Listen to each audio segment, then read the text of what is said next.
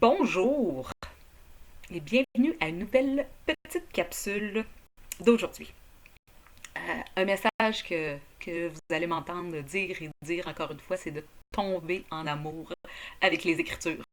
Une place où on voit vraiment l'amour aux Écritures, là, c'est le psaume 119. Quand il dit, là, je vais juste lire quelques versets là, parce que ce psaume-là est tellement bon.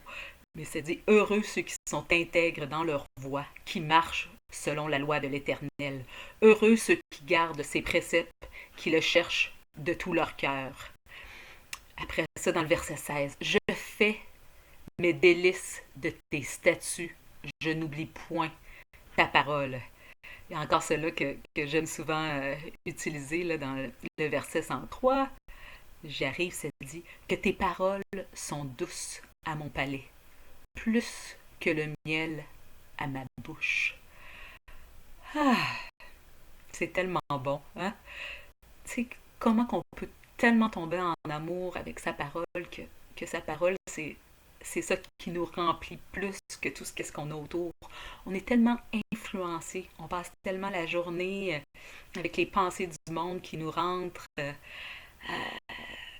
Mais qu'est-ce qui rend heureux, selon la parole, c'est de chercher Dieu, de chercher sa parole, de chercher à la mettre en pratique. Je voulais vous lire un passage dans Éphésiens, puis je vais faire ça tout de suite. Dans Éphésiens 4, verset 17, c'est super intéressant qu'est-ce que Paul dit. Ok, à partir du verset 17, ça dit: C'est pourquoi je vous dis ceci et j'insiste au nom du Seigneur. Ne vivez plus comme ceux qui ne connaissent pas Dieu. Leur pensée ne mène à rien. Leur intelligence est dans la nuit. Ils ne participent pas à la vie de Dieu. En effet, ils sont ignorants parce que leur cœur est fermé. Ils ne savent plus ce qui est bien et ce qui est mal, et ils se conduisent n'importe comment. Toutes les actions immorales qu'ils ont envie de faire, ils les font sans gêner. Vous, ce n'est pas de cette façon que vous avez appris à connaître le Christ. Mais est-ce que c'est bien du Christ que vous avez entendu parler? Est-ce que c'est lui qu'on vous a enseigné selon la vérité qui est en Jésus? Si oui, vous devez laisser votre vie d'autrefois. Avant, vous étiez plein de désirs trompeurs qui vous détruisaient. Eh bien, ce que vous étiez avant, il faut vous en débarrasser comme d'un vieux vêtement. Comprenez les choses d'une façon nouvelle, selon l'Esprit de Dieu, et comme si vous mettiez un vêtement neuf, devenez une personne nouvelle.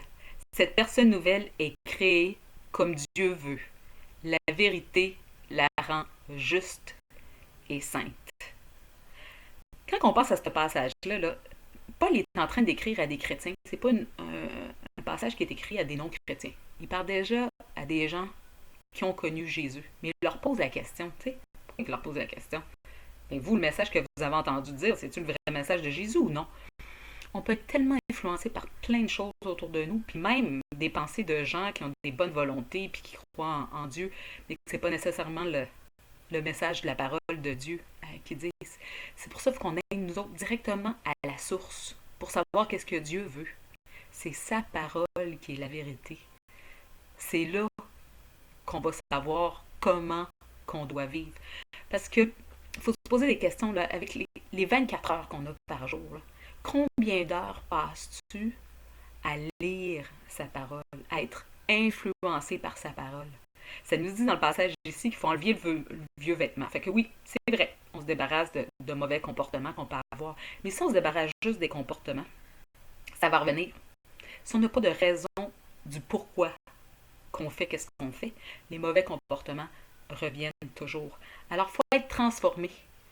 Il faut laisser la parole. Le seul qui peut nous transformer, le seul qui peut nous donner la repentance, c'est Dieu. L'Esprit Saint qui est en nous. Alors, il faut se laisser transformer quand Romains 12 nous dit: changez votre manière de penser, ainsi vous allez changer votre manière de vivre. Pour changer cette manière-là de penser, là, c'est pas par les choses qu'on a autour de nous, de ce monde. Notre monde nous dit quoi? Pense à toi, sois égocentrique. Il y a plein, plein, plein.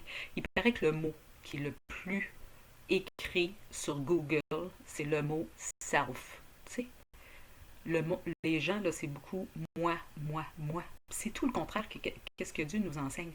Alors, il faut renouveler nos pensées. faut apprendre à penser. C'est dit ici, dans le passage de se débarrasser du mauvais, mais qu'est-ce qu'on met? Les nouveaux vêtements qu'on met, c'est les pensées de Dieu. Puis les pensées de Dieu nous transforment. Alors, c'est le petit message du jour. Moi, j'ai besoin de passer beaucoup de temps dans la parole pour continuer à être transformé, puis le laisser me transformer. Alors, je voulais partager ça aujourd'hui. Je vous souhaite une très très belle journée.